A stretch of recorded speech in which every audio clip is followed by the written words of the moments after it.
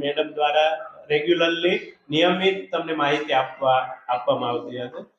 તો હવે આપણે બહુ વધારે સમય નહીં લઈએ.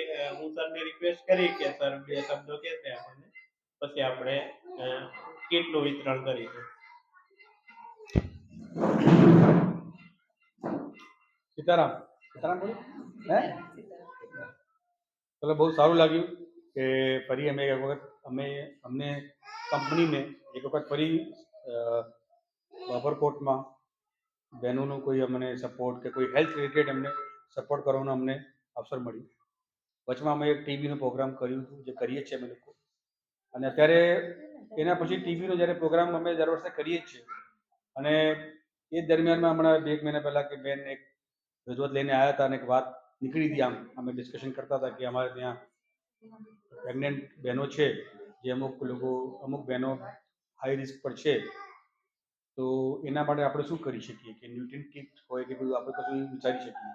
તો એક અમે લોકો ડિસ્કશન કરતા હતા લીલાબેન જોડે ને અમે બધા, અમારા લાલજીભાઈ જોડે અમે બધા. તો અમે કે નહીં કરવું જોઈએ, અને આપણે આ ગામ જોડે અમારું એક ઘનિષ્ઠ સંબંધ છે. અમે કહીએ કે કેમ કે જે પણ અમારી CSRની એક્ટિવિટી હોય, અમે છોકરાઓ માટે સ્કૂલ માટે કરતા હોય કે કોઈ હેલ્થ કેમ્પ કરતા હોય, તો બહેનો માટે કેમ નહીં સ્પેશિયલી. તો ઠીક છે, તો અમે રજૂઆત કરી મેનેજમેન્ટને, એમને પણ સારું લાગ્યું, ચલો કરવું જોઈએ. ચલો, હું ધન્યવાદ કહું છું લીલાબેનનું કે જસ્ટ એમને એક વાત નીકળી, અને એક વાતથી આપણે આપણે અહીંયા બધા બેસીએ છીએ હમણાં 1 મહિના પછી.